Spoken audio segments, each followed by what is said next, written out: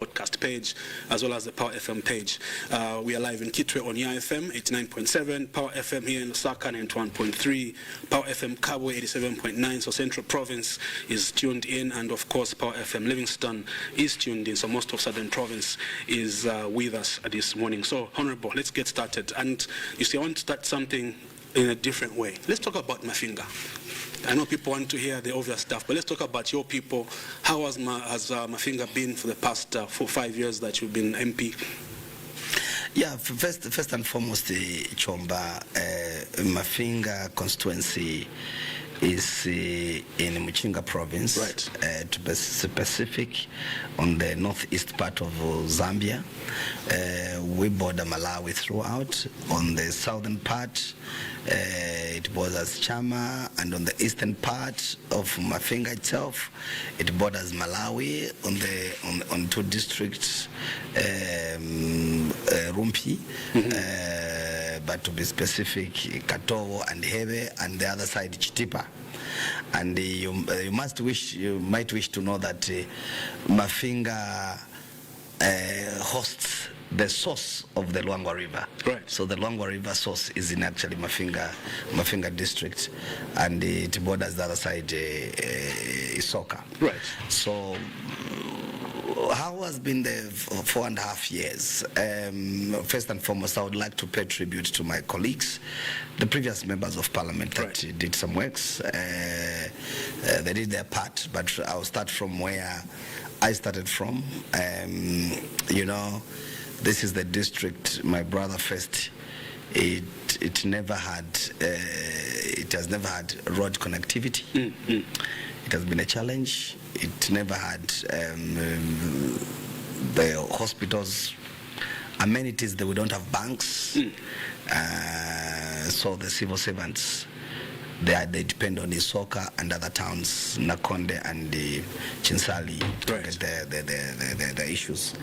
But when we were voted in 2021, first my going to Mafinga to stand there was wanting to help develop the area where I'm coming from, right. To see in a little way how can I be able to contribute to the development of the district.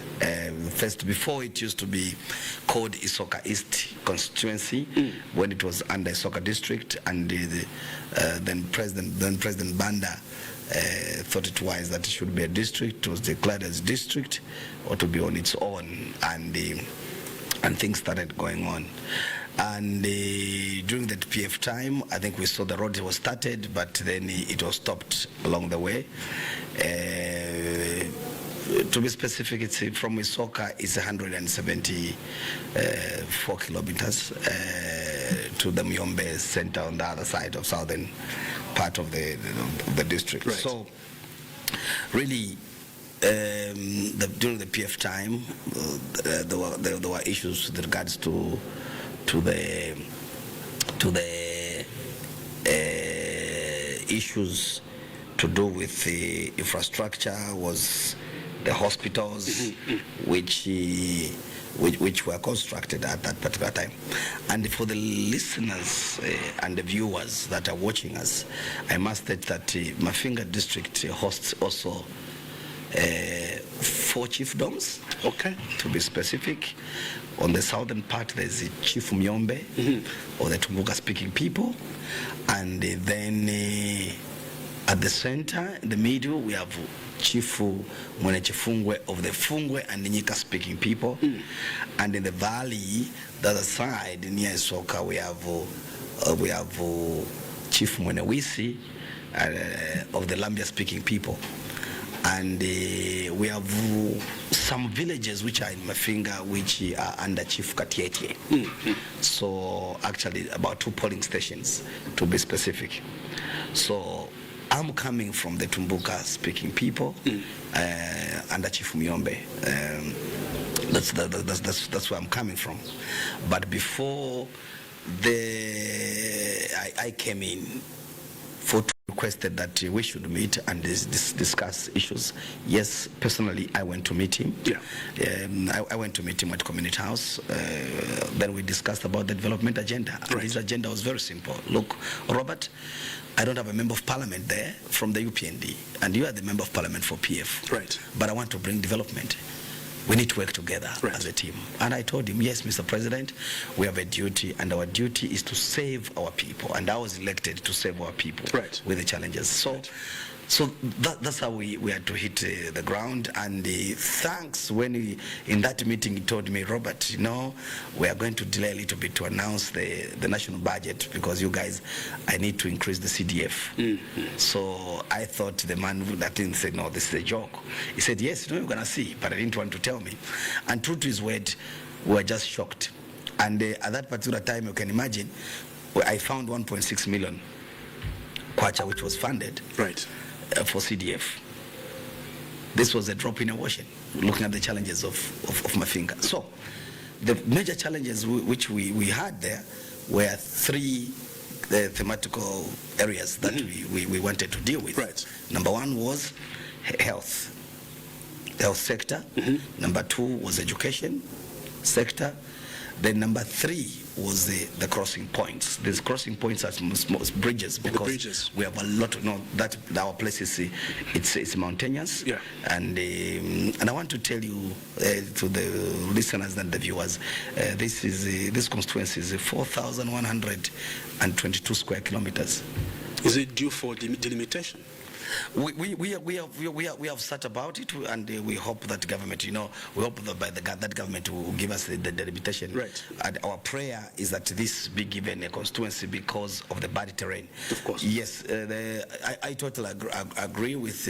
I think when we say about the population, yes, we're got this task. We think we're about 102,000, and then when you look at the terrain, my brother, it's not a terrain of a joke. It's a very serious terrain. When you go there with the when you go with a vehicle, automatically when coming back, it has to go into for service. And it must be a serious terrain. Yes, and it's a serious service, not where you're just changing oil.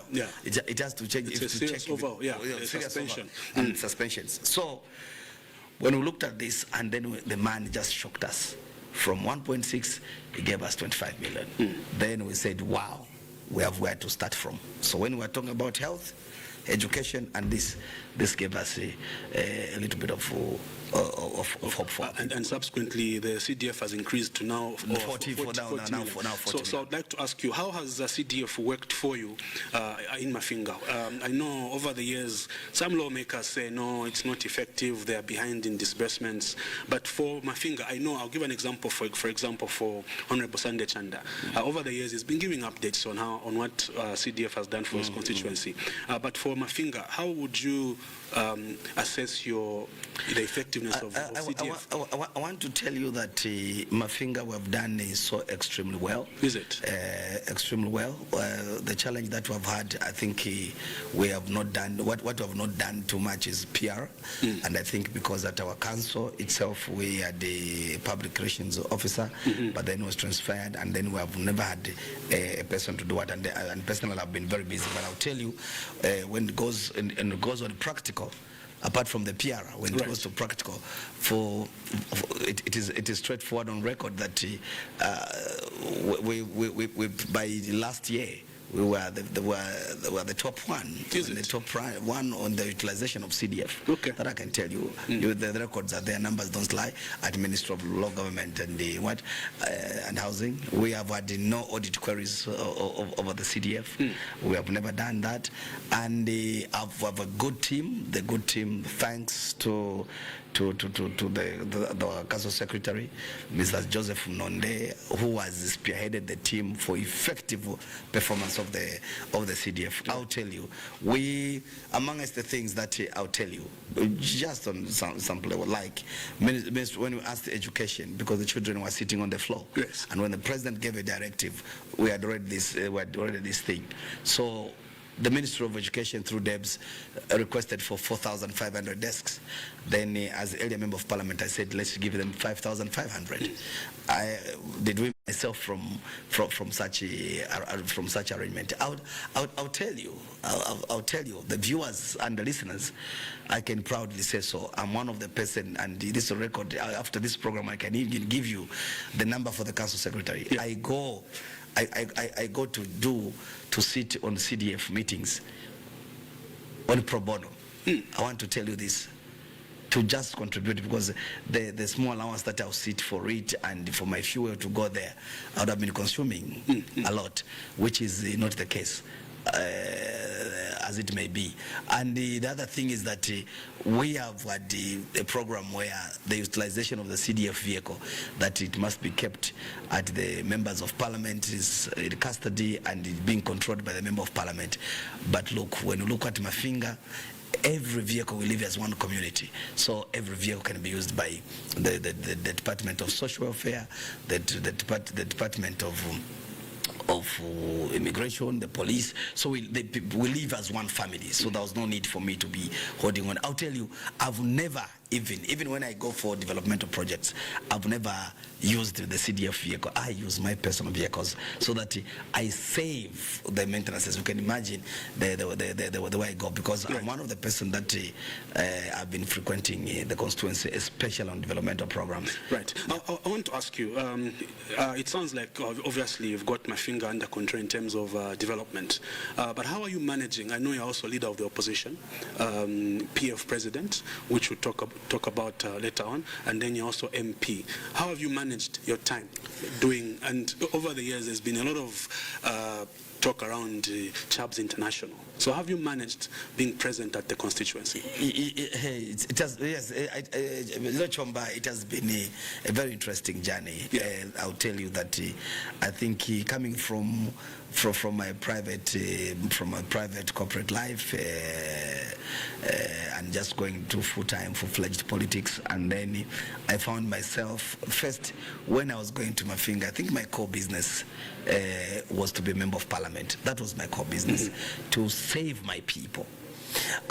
And this other position that I've just come, it is just a by the way that I've found me. But I want to tell you that my title deed is Mafinga, being the member of parliament, and my biggest royalty apart from what I saw in as an allegiance, to pay allegiance to the President of the Republic of Zambia and the Commander-in-Chief, in this case is President Hakainde Hichilema. My other royalty goes to my people of Mafinga. Right. I know that they're watching. Believe you me, you have made me so proud, because it's those people that have made even you people to know who Chabs International is. It's coming from there. But it comes with a cost. It comes with what cost am I talking about? It comes with a lot of risks. It comes with a lot of losing friends. I've lost a lot of my friends. I've lost some of my family members. They feel, for me supporting President Hakainde Hichilema, they were feeling at first that I was a joker. I think a lot of people, even before the podcast, of course, they wouldn't know to me. They just thought, they were thinking, is a chancer. This guy is just out there for money. This guy, and I'll tell you, and this is a reality. The situation that I've spent actually more money than the money that they expect, and the life I've lived now. I've lived a life where it's every day to spend, as opposed to where I'm coming from. So I used to, even before I became a member of parliament, I was living so well than the way I'm living now. And it's vice versa. Really? Yes, I want to tell that. I'll tell you the truth. Yeah, yeah. And you can even ask my handlers. They'll tell you that before I became a member of parliament, I was enjoying myself, because I had no issues. When you're going out the airport, you're flying out, nobody will question you. Yeah. But this time now, everyone, it's all eyes on you. But to answer your question of managing the time, it's priorities. So as a leader of opposition, you know, I have a parliamentary office, I have an office at parliament buildings. Okay. So I have support staff that does things, and that job basically is to do when the government leader of business in the house, who in this case are honor the vice president, brings a policy, and I need to provide the alternative. Okay. Yes. Right. Now, to our listeners and the viewers out there, there's this misconception that when you are a leader of opposition, your job is to oppose anything that government brings on the table. Things don't work out like that. We are there to, first and foremost, to interrogate the government in the policies that they are bringing before Parliament and before the floor of the House. So if I was to ask you, in the time that you've been leader of the opposition, what one or two issues have you interrogated and pushed back to GRZ to say this can't work? I think there are quite many, but I can pick. I can pick two. Yeah. One of the things that I can pick, I think it's the issues with regards of when the budget is coming. Right. I think I've talked more on. I've been very vocal using my teams on the issues with regards of the funding of especially the embassies, that Zambian embassies abroad.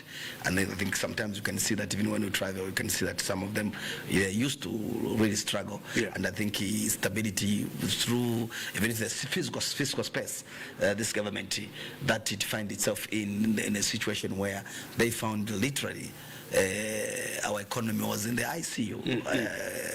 If not, so it needed to be resuscitated. So, but even when they're that kind of situation, I think the president and his team, they worked so very hard. The other one that I would tell you was Bill 7. When people, it was very unpopular, and where people called us names, they received my 3 million kwacha. Forget about the people. Then he comes back to the party because they are friends, and he goes back to the people. So that was one of the reasons. So we have interrogated number 2, or rather number 3. You know, the way we operate there, we have, as opposition, we made sure that we created departments amongst our members of parliament. Right. So those who knows issues about security, then they'll be debating on matters of national security when they come on the floor of the House. Right. Those who are economists, they'll be talking about the economy. You get the point? Right. Those who believes in labor, those who believes in agriculture, those who do the transport.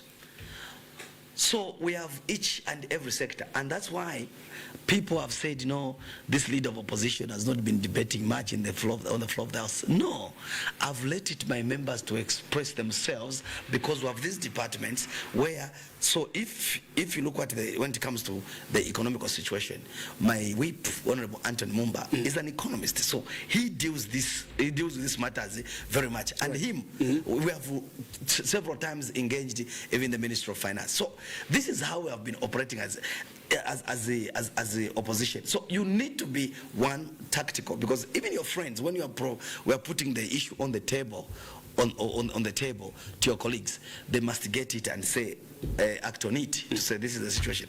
It's not everything that comes on the floor of the House. No, because you must be seen that you talk the loudest, that when you talk the loudest, then you're the greatest politician. Yeah. I want to ask you, before we delve into, maybe we'll talk about the general politics, but before we delve into the Patriotic Front, how would you describe the political climate generally in the country? I ask this because recently we had Honorable Mundebile arrested.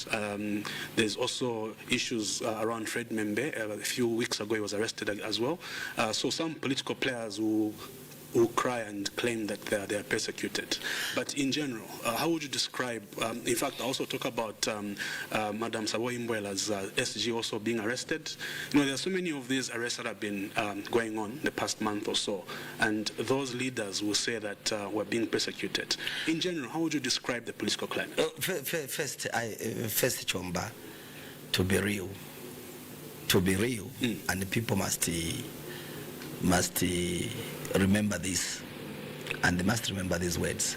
Number 1, what I'll tell you, we are living in the world of technology. The politics that we are doing, remember in my other podcast, one-on-one with Kenny. Kenny, yeah. Yes. I did mention where I was coming from. Yeah. So the politics that were in MMD under Chiluba and Mwanawasa were not the politics that were in MMD under Rupia Banda. And the politics that were under Michael Sata's PF, under Michael Sata, right, are not the politics that were under President Edgar Lungu. You understand? Yeah. So, and remember, as we are going, technology is going up, and we have even the issues of the AI, and we have all sorts, and we have people. So, right now, as I'm seated here, I know there are a lot of people that are listening and watching me from on this program. You see, when you remember, are you really sure? Me, I was part of the Patriotic Front party. I want to tell you that, are you really sure this matter? Number two, if you look at these, the matters that have come, because there was abuse of social media. And I want to commend government for actualizing the cyber crime issue, because people have been abused. My brother, I have been the big victim of circumstances to be abused by the social media. If a few weeks ago, I saw when the first one to come out in the casket was President HH. I was also put in the casket, and people started calling whether I was dead or alive.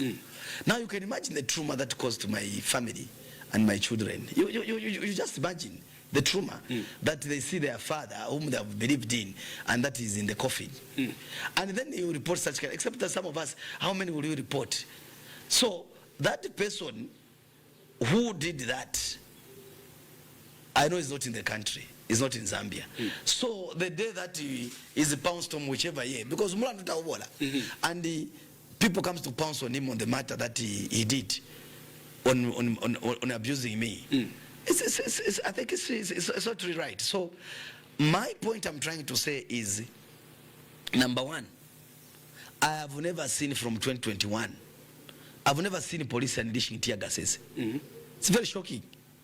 I've never seen police unleashing tear gases. Tell me how many tear gases did you have during our time? Plenty of tear gases. So, the opposition, number one, we need to watch our lips.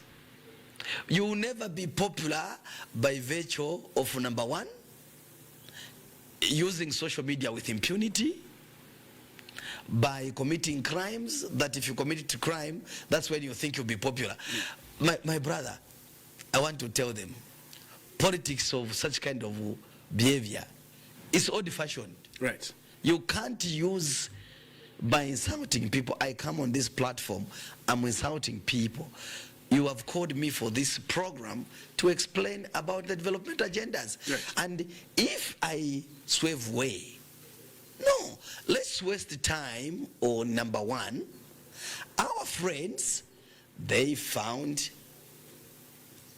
the huge debt mountain, and the economy was minus 2.8% of GDP. Our friends have revamped the economy in the 4.5 years to plus minus 5.5% positivity. Our friends, they found the mines were threatening to close and to go. Mopani, FQM, Barrick Rumwana, our friends have managed to make sure that these people have the things. In Mufurida, my brother, for example, people were put on care and maintenance for a long time. People now, thousands, and people now are waking.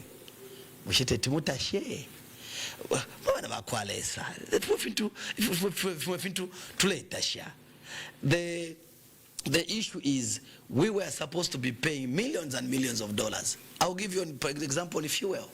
Our colleagues found 800 million. If you were to land and therefore we have been talking about the fuel, which was that as PF we left fuel cheaply. But that fuel, it was not cheap, because the government was owing over $800 million to subsidize. So the question is, I want to thank, that's why Sha kwa tension no mwenso chomba to support this president Hakainde Hichilema, because the man had to fumia ma problems, and these problems that we have come out from are the issues where what we failed as PF to negotiate debt restructuring, him and his team, because of the confidence the creditors had in his team. Things are moving. Yes, there are certain sectors where they have not done so, but the question is, if you are cooking in Shima, my brother, first number one, if you are in town, if you have a gas stove, first you lit the gas stove and put water in the percent. They don't match me politically. No. Except that I've been one of the person who has not been talking too much about myself. Except that I've not been wanted to lead a life of thuggery. The way they've been speaking people to say no. You remember when President Edgar Lungu died? May he so rest in peace. Right. They're even saying, we want to see Chabinga for secretariat. But you want if I look at them, if I wanted to be just real chaps that people don't know, I want to tell you again, when I was working for Dr. Simon, the late Dr. Simon Mwewa, the father of Simon Mwewa Lane, at Simonson, I want to tell you, I used to feed and buy clothes for street kids at Simonson at Lumumba there, at the corner of Lumumba and the Los Angeles Road. I used to feed people, the street kids at Bandayo. My friend, can I tell you something that you don't know, Chomba? Bali kula those street kids. Most of somewhere in Chibolia. So when you talk about Chabinga takwata abantu, if I wanted to be real, that I unleash my boys, I would have done that a long time ago. No kushimanga wali shima, but I'm not into that shimwana because I like peace. I didn't want to cause problems on President Hakainde Hichilema when he's fixing the economy. Then us in the PF we are fighting. I would have done that. I would have led the team. I can give you an example. They've never been. If you look at me straight, look at my left ear. I can see. This is a machete which I was hammered in Mapatizia. In Mapatizia, the real Mapatizia, which in the history, when it was a very serious campaign, I was macheted. Shimwana, I'm a politician. And if you look at if it's in church, I would call them Makebi Zulu. They can't match me at my level, on my level. So why did you single out? Let me tell you, Given Luvinda is a politician. Because you single him out. So I singled him. Is your only threat. That one it's not a threat. We are in the same league. Okay. We are in the same league. He's a veteran. But don't take it away from him. He's a veteran. But he has found himself into a situation where he's been put left, right, and center. And the biggest problem is everyone has an ego. Everyone wants to be president. And the biggest example that I'll give you, are you sure you are using the funeral, the dead man, like President Edgar Chagwalungu? People leaves the body in South Africa. They come to start campaigning to be presidents of the party. Even in the village where I come from in Mafinga, even if there's a wedding in the village, you cannot have any functions not until you bury the man. Yeah. But look, the same people who are claiming to be the closest. I'll tell you this one story. Some of them that are today, they seem to pretend that they loved the President Edgar Chagwalungu. In 2015, they were against him. Some of them even reached at a point where they went to fight the day that President Lungu was supposed to file the 2015 by-election as presidential candidate. They went to file in at the High Court that he must be blocked from filing in nominations. Today, they're the greatest. And crying, what hypocrisy. Shimwana, that's why me, I'm real. I'm very real. I'm not a person of confusion. It's them who are confusion. Who are the confusionists. That's why none of them, of all these who wanted to stand as presidential candidates, none of them, even when you look at them, there were 9. There were 9 of them. There's no politician there. None of them are politicians, my brother. All of them are they are bunches of chancers. So this I will tell you, they are bunches of chancers. All they want is to have the money. All they want is to go back and protect their selfish interest. There's no issues of protecting anybody. So let me ask you this. I know recently they had a convention, which I would like you to make comment on, where Makebi Zulu was appointed president. And given Windows was part of the candidates, he lost. I would like you to give your perspective on what steps he should take. I know Makebi is singing unity. That's their PF. Now, you as the owner of Lugwalo. The unity, my brother, you don't start the unity in confusion. First, they had the so-called convention. I don't want to say much on that convention, but what I will tell, and I want to warn them. I want to warn them. Remember, there is an injunction in Kabwe, which our Secretary General, Mr. Morgan Ingona, said we shall not have the convention not until the court matters are resolved. And amongst the things that, number 1, no convention shall be held in the name of the Patriotic Front Party till the matters are resolved in court. No usage of secretariat. That included even myself. That's why you don't see me at secretariat, because I follow the law. No usage of any party, regalia or headed papers, neither receipts or any form. What is very clear. Right. Now the people wants to become president, they abrogate the law. I want to warn them, that is contempt. That is in contempt. I'm not even threatening. I want to tell you. That is in contempt. And everyone who was involved into that kind of the convention, hey, mweba kwata BP, ambenu kunomuti, mweba kwata sugar, because we are not joking. We need to follow the law. These people who they want to come and take things with impunity without following the law. That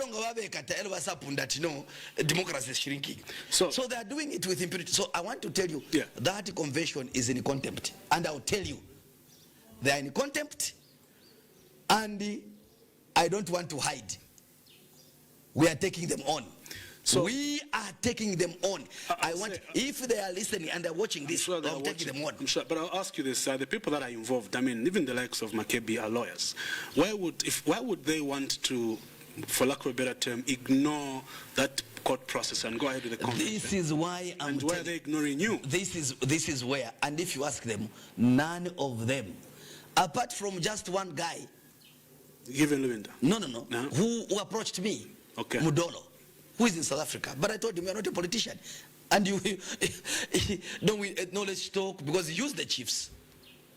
He invited, because, by the way, he's a Mafinga, and he comes from Mafinga. Right. So he had to request the Royal Highnesses for a dialogue. And out of the respect that I have for the Royal Highnesses, I went to meet him, and there were some church people that were present in the meeting. And I told my brother, I'm not a politician. If you want us to come and talk to me. Don't come to me and say, no, you have no capacity as the president. Who tells you that I have no capacity? I have more connections abroad than they think. So some of these things, you don't encourage your friend to say, no, this, no, canonifue. And they're saying they cannot be mentioned in P23. Okay? And my participating, it was my right to go and participate to the convention. So I went to the convention because the reason I did that, my brother, you cannot have a party from 2021 to 2023. You don't have the party president.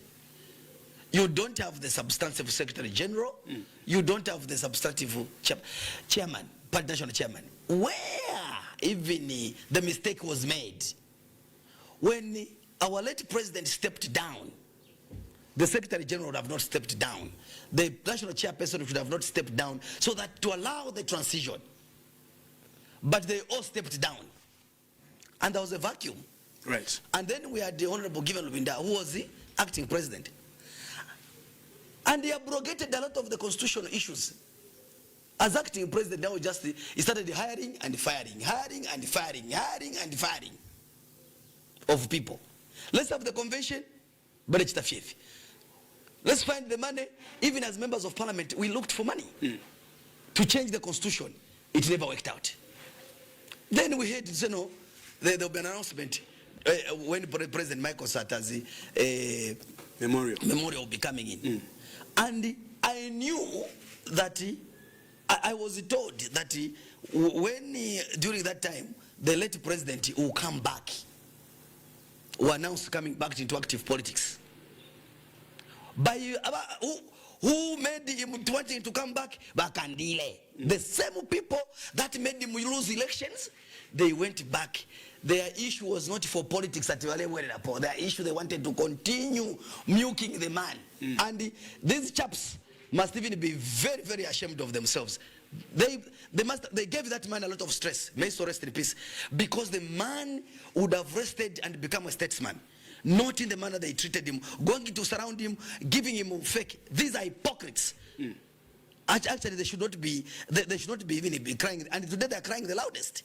To say, no, they were close, no, to the former president, there's this.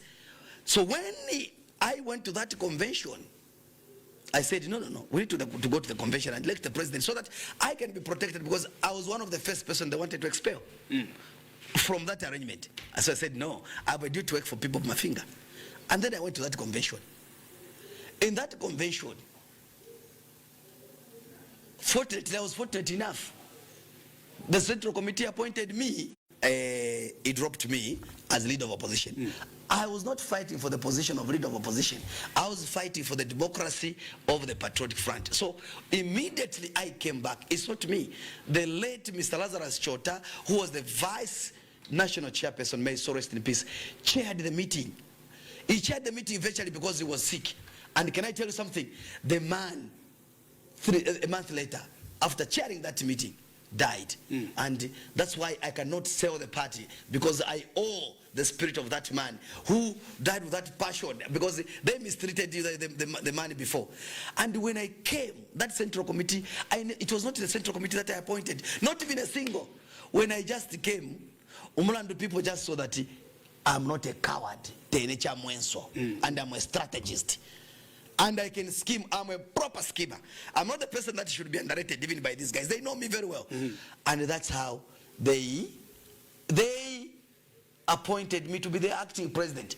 Do you know why I did not change even now at the Register of Societies? I maintained to be a committee member.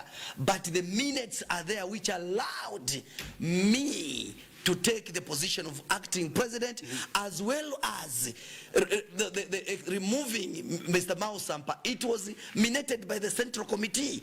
That's what Registrar of Societies received from us, to say Mr. Mao Sampa has been removed and expelled from the party. Therefore, he ceases to be president of the party, and his other colleagues and his other colleague to be removed on the list of the Register of Societies. It is the Central Committee. It is not Chabinga. Not at all. If I tell you, I came to know people in the Central Committee when I became acting president. I have never, and I've never fought for it. So the only thing that I have done is to make sure that I have kept this Lugwalo very safely, not to allow it to go to wrong people, not to go into the people that will bring chaos to this country, not to go to people that will pretend to say we love the former president when in fact not they contributed heavily. So I'll ask you, phones are already ringing, but I want us to just touch on this. So what is your plan for the future of the Patriotic Front? The plan for the future of the Patriotic Front, number one, the Zambian people.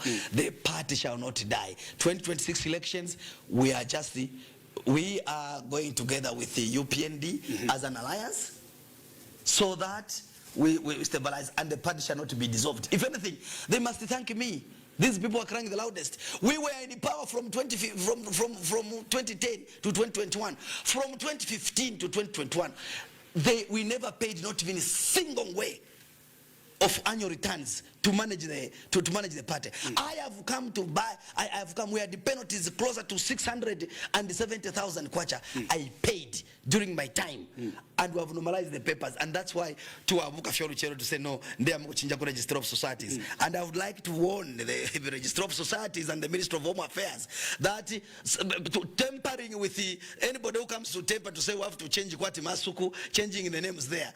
I shall take you on. I'm not a joker. I shall take you on. This is very serious. So I want to advise the permanent secretary, who is the controlling officer of the Ministry of Home Affairs and Internal Security, and the Register of Societies, that you I shall take you on. Me Shimwana Chomba, I'll tell you.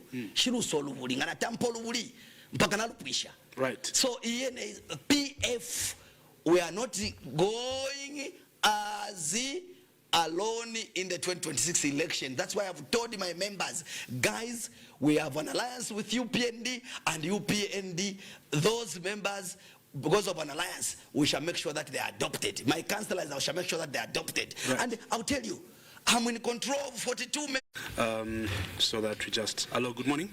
Hello. Hello, good morning. Yo, Moga Bwanja Sogore. Bruno Bwanji, tell us your name and where you're calling us from. Bruno.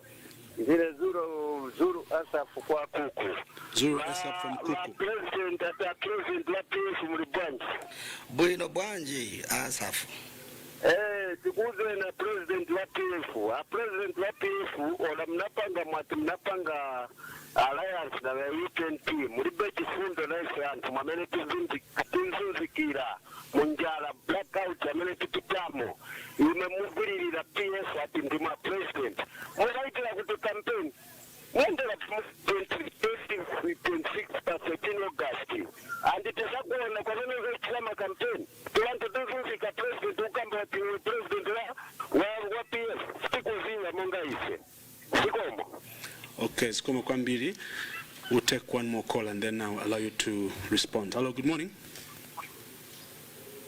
Hello, good morning. Hello, good morning. All right. Go ahead, respond to the two. I'll start with Mr. Asaf, the last caller. Yes. Yeah. Asaf, I know you are listening. Asaf, Pepani, you have your own opinion, and if you talk about load shedding, I don't know if he's saying it's coming from Kuku, because as I know for sure that Zesco has really done a tremendous job, and I want to congratulate the Minister of Energy, my colleague, Honorable Chikote, and the Zesco management, and under the managing director and his team, they have and the board members who have worked tirelessly to make sure that we have no load shedding. So right. This man, if he's talking about load shedding, I don't know what he's talking about. Maybe I would love to help him that Asaf mungatole number kuli. I would advise Mr. Asaf to give him my number so that we can help him if he has problems of power where he is. We can help him. And number two, I can hear that he's just been used. Lastly, who is Asaf to tell me that you cannot campaign? If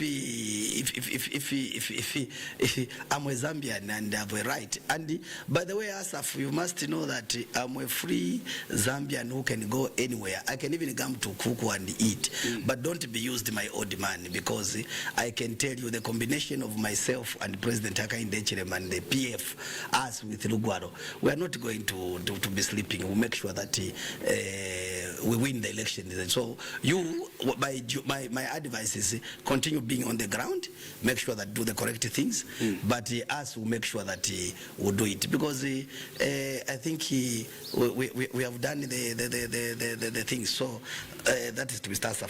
Then I didn't pick the name of Wakana about the issues with the illegal convention. I want to say that we have instructed our lawyers to pick it up, and I think soon they shall see the results of what we are talking about. But what is sad is the lawyer, and also you saw the people that the chairman of the convention, the person who presided over the electoral commission, is a state council the state council in the Republic of Zambia, former Solicitor General. You can even see that these guys, it's a bitterness. There's nothing like a service, because we expect the person who was a chief advisor on legal matters of the government, and he goes to, he knows even the implications, and he goes to be the electoral officer, Mr. Abraham, once. I pitch for my brother, these are our friends, but alas to say that, we leave that up to the courts. That's why I've said, for me, that's why you have never seen me using physical confrontations. Right. I have, that's why we always go to court, because they are the better referees, so that we find the betterment. And I want to assure the Zambian people, if the courts rules otherwise, that Mr. Chabinga, you must be out, you are illegally, what, I'll pack my things and continue with my Mafinga program. Right. That's it. That is my major interest, because the court must have rules, but they must know that even when they are referees, there are stages. That's why there are courts of appeal, right. Constitutional courts, the Supreme Court. We take matters up to the latter, so that right. the matter is rested, then everybody is known that, no, we are satisfied. That's how people do things. Right. We have another caller. Good morning. Hello? Hello, good morning. Unoshani, please tell us your name and where you're calling us from, quickly. Katongo kwa kuku. Katongo kwa kuku. Didn't you just quote just now? Okay, go ahead. For the past 3 days, kuno, our Chabinga Tabaku kuno. It's a trail of Mina Move, very on our Pani. For the past 3 days, I'm like Naya Shupa. I was not a part of the issue, and you are in the Babu. Every time you travel for Chula. 3 days, I'm like here, yes, at the same number of inches of a Davo. But I want to take Pania with the province. Okay.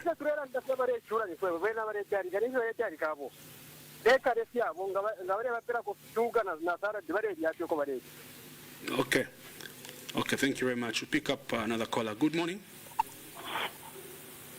Hello, good morning. Oh, good morning. How are you? Fine, thank you. Please tell us your name and where you're calling us from. This is Mwana Mwotu calling you from Kabwe. Mr. Mwana Mwotu from Kabwe. Please go ahead quickly. If stopping the impeachment of President Edgar Chagwa-Lungu. Right.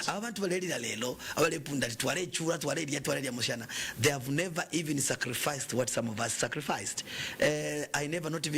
I'll tell you, I never did not even a single contract, not even a kula chimboso. Just to say go and construct a VIP toilet. I never, but I supported the party diligently and loyalty, and that's why I'm saying I'm holding to it. I'm holding to it because I have serious principles, and the principles are that it shall not be sold to the highest bidder. Then. The other ones, I think they are kudos for the man from Kabwe. Thank you so much for those kind words. Yes, I want to assure you that no one will get the Lugalo in a clandestine way. Only the courts can do that. The courts, yes, and I agree, but you must remember that I need to go even up to I'll go on appeal and go up to the Supreme Court. So because that's why the referees are. Right. We don't want them to use with impunity. And Mr. Musanje, thanks so much. I receive those blessings, but you see, I'm one of the person who is not power angry. I don't rush things. I am one of the person who take things as they are. And when they're saying Chabinga doesn't have people, yes, even tomorrow if they say no, Chabinga doesn't have people, I can fill up the stadium big time. Within 2 hours I'll do it, because I'm an organizer, I'm an mobilizer. So these who are talking the loudest, Mr. Musanje, don't worry, all the members say and then also to the government of the UPND, I will use the Tonga word utalumbi mubwa, meaning muntu afira totela. When the friends have done well, then we must appreciate. But you cannot just be in impunity and just talking. No. Right. We need to put things in the right perspective. Right. We have another call. I will take 2 more calls, then we can close the phone lines. Hello, good morning. Unashani, tell us your name and you're calling us from.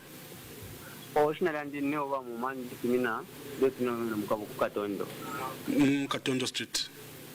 Kukabwe, okay. Okay, please go ahead, quickly. But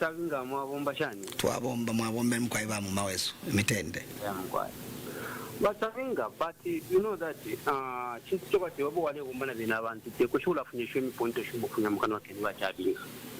and 40 akwebati olo wale bomba n'abantu banove bomba na bena abantu no umfana na bena muri bubwino what your boss niyo mwakwatya kusangulanda parejo kwati ngo muntu wa kwa chama no muri Zambia yewe basabinga location abanenu abena jeje banda bali butuka. Don't forget that who takes over from power who mule supporter. Don't forget what na mubeni tsasaba ngesi bombe ni nabantu. I think it's time that I need to take to hold the bull by its horns. And the holding the bull by its horns is that I need to tell people the reality. Right. So Mr. Muma yomule ndati nkabutuka teti mbutuka mathreats ayo. When I was liquidating manager operations and recoveries of the post, I was told even by some people in UPND that when Chabinga they must come and be arrested when the power comes in. But the question is because I do things very straight.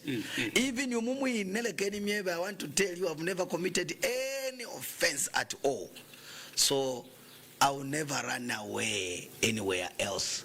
I will remain a Zambian and I'll be in Zambia. If, my brother, if I wanted to run away when I was in school abroad, I would have not come back to Zambia because I had a lot of privileges. But I came here to be part of, I'm Zambian and no one will threaten me to do those things. Mr. Muma, you have your right of a person whom you must support. That is your constitutional right. Continue supporting them. Mr. Mwangala, my old man, please napapata. You have your own issues. If you have issues, personal issues, I could even see that you are hate. You have the certain vendetta with President Hakainde Hichilema. Me, I don't have it. My relationship with President Hakainde Hichilema is number one. In conclusion, number one, the man did 1.6 million CDF to 40 million today. The man is feeding first free education, free education of 2.5 million children who are on free education. The man under his charge, children are being fed over 2.5 million. The man is doing the students' meal allowances. He is managing. The man has improved the economy from where it was on its knees. The man has. What else do you want? For us, these are the issues. For me and President Hakainde Hichilema, this is where my friendship lies. I have no personal benefit that I'm eating from President Hakainde Hichilema or being collected in anything. And Bamwangara, you must remember, why should HH be put on the mouth now to say is part and parcel of destroying the PF? Was in 2015 when we had the confusion in the PF, was Hakainde Hichilema there? The answer is no. That was 2015. Was he head of state? The answer is no. He was also a participant. 2021, is it Hakainde Hichilema who stopped for the PF not to go to the convention and choose a proper leader? So the point is, I want to be very, very categorical that I'm not shaking and nobody will shake me to have the alliance, because when you do alliances with the other political parties, they go to FDD, they are great men. They go to Umozi, whatever, with other people. Let's vote for the alliance that has no confusion, and that is the Chabs Hakainde alliance, the PF UPND alliance. That is the alliance that we shall go to. By the way, people even have forgotten. Do you know that I'm not the one who has even brought this alliance? Do you remember that around 2008, 2009, 2010, the PF and UPND were in alliance? Yes. Under the leadership of President Michael Sata. Yeah. So that's the thing. So for me, our alliance is very stable because we have parameters, and we have parameters and principles. We support him as a president to finish the agenda. Not where you want to, we're in alliance, then you want to say, no, I'll be president. You start having confusions. So please, those who are in confusion, continue in that confusion, and you say, no, we'll win. It will be very difficult. While your friends are organizing, ourselves are busy organizing. Even today, I can tell you, we were busy with the MPs and calling all other councillors and whatever with my secretary.